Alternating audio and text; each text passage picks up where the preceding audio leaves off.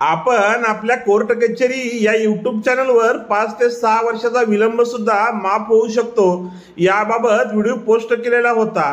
त्या अनुषंगाने आपल्याला एक प्रश्न विचारण्यात आलेला होता की 5 वर्षापूर्वीचे खरेदी खत रद्द करता येईल का, त्यासाठी विलंब माफीचा अर्ज दाखल करता येतो का।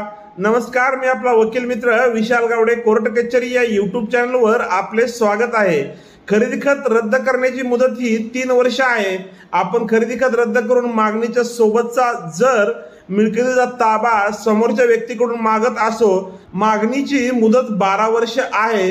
कोणत्याही मूळ दावा दाखल करत असताना त्यासाठी जर मुदतीच्या कायद्यामध्ये मुदत नमूद केलेली असेल तर त्या मुदतीच्या बाहेर दाखल केलेले दावे हे कायद्याने चालू शकत नाहीत व ते दावे मुदतीत आणण्यासाठी विलंब माफीचा करण्याची कायद्यामध्ये तरतूद नाही।